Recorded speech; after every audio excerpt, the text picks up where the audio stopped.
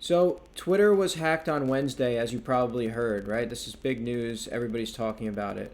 It involved a lot of high profile individuals, which we'll get into in a second.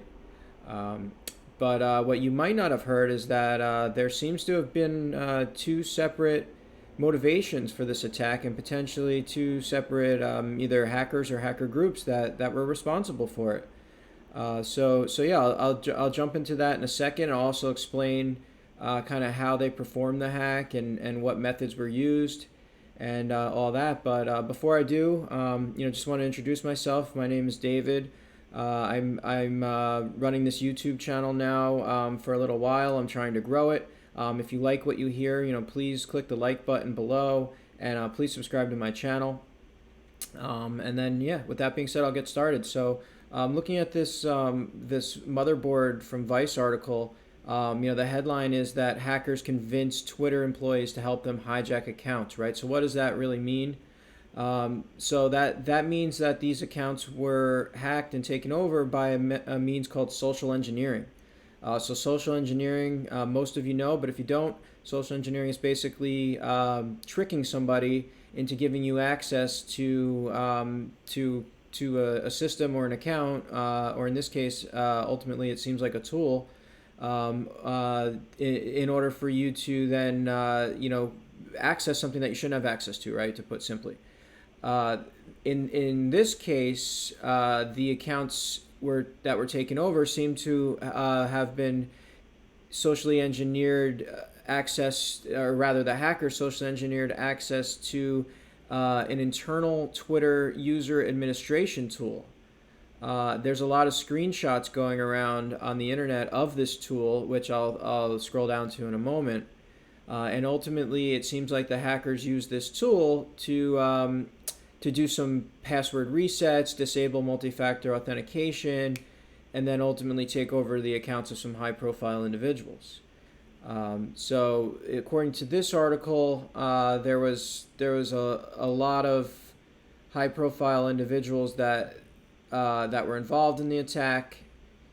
People like Joe Biden, Jeff Bezos, I think Elon Musk, Bill Gates, Barack Obama, and then even companies like Uber and Apple were involved. But what this article doesn't really talk about, when I was able to find from other places like Krebs on security, and some individuals that were actually affected by this hack, is that there was another motivation as well that preceded the main motivation, which was a Bitcoin scam, right? You've probably heard about the Bitcoin scam, and then that's what the high-profile individuals were tweeting out. But before the Bitcoin scam happened, approximately an hour before, it seemed there was a takeover of a lot of accounts that had what are referred to as OG handles, right? So an OG handle is a handle that would be considered very rare and is actually valuable if stolen and then resold on the dark web. A handle with a single character, like the number 6, for example, was stolen. And then there's other examples I could give you, like at JOE, right? So very hard to get or impossible to get handles, and the only way to get them nowadays in a popular platform like Twitter or Instagram would be to steal them. If you want to learn more about OG handles and the kind of the market and the way that they're stolen, using some methods like SIM swapping, I highly recommend a podcast by Reply All called The Snapchat Thief. I'll try to post a link to it below. But suffice to say, SIM swapping is usually a big part of social engineering and stealing these OG handles, because in order to do a SIM swap, you need to socially engineer or trick someone at a phone company and then take over their account by swapping their SIM card with yours. And then once you have access to their phone and their text messages especially, you then go into whatever account you want to steal and you do a password reset, and that password reset code from the multi-factor authentication that's likely enabled, you have access to that code, and then once you log into the account, you can take over the account, change the passwords, do whatever you want to do, and sell that account, right? So that's typically how social engineering is done. But in this case, what was slightly different is, and I'm going to bring up the panel here for you guys to see. But what was slightly different is there was no SIM swapping involved in the stealing of these handles. What it seems like is once the hacker got access to this panel that you see here on the screen, they then disabled two-factor authentication. But before they did that, I should say, they changed the email account on the Twitter account, because this tool allowed them to do that. And what was interesting about this tool is if you changed the user's email account, it didn't notify them that their email account was changed.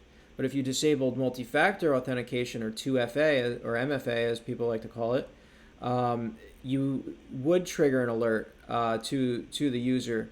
But if you had already changed their email, they generally wouldn't get that alert, or they might just get it on a text, but by then it's probably too late.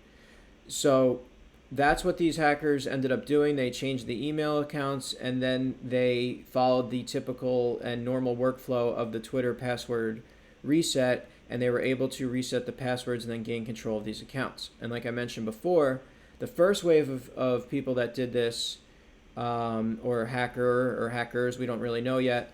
There is some suspicion over on Krebs' account as to who might have done it. I definitely recommend checking that out, and I'll link to that as well. But yeah, the first wave of people, it seemed they were actually trying to just steal the handles, right? There was not much other motivation than to steal those handles and then sell them to people. There's actually some posts on the dark web of people saying that they will do this for a couple $1,000s or something like that. But the rest of the hack that you probably have heard of is the Bitcoin scam, and that part of the hack is pretty straightforward.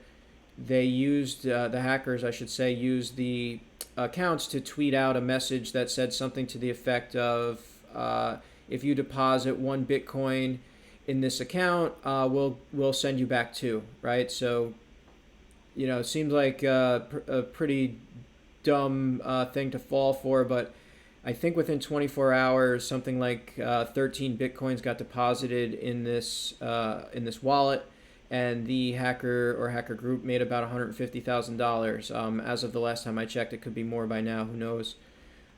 So that's what basically happened with Twitter. It was a socially engineered attack where hackers got access to an internal tool, and then understanding the way that the internal tool worked and the process for resetting passwords at Twitter, they were able to gain access to all these accounts with pretty much not alerting the users that they were stealing their accounts, and then able to lock them out and then do things like tweet or ultimately even take over their handles completely, and block the original users from being able to get access to them ever again. There's a lot of more going on. This is a fast-changing story. A lot of updates. Twitter's been responding in various ways. Lawmakers are asking about security issues. There's questions raised by people as to has anybody been able to read the direct messages of any of these people that were compromised? And then there's people rightly pointing out that if high-profile individuals' accounts get hacked, I guess we're lucky that nobody did anything crazy like announce something like like a war or an attack, or did something that could have been much more destructive to to the country or to company, could have changed the stock market. There's a lot of things that can happen when somebody hacks an account like this. So there's a lot of big security implications.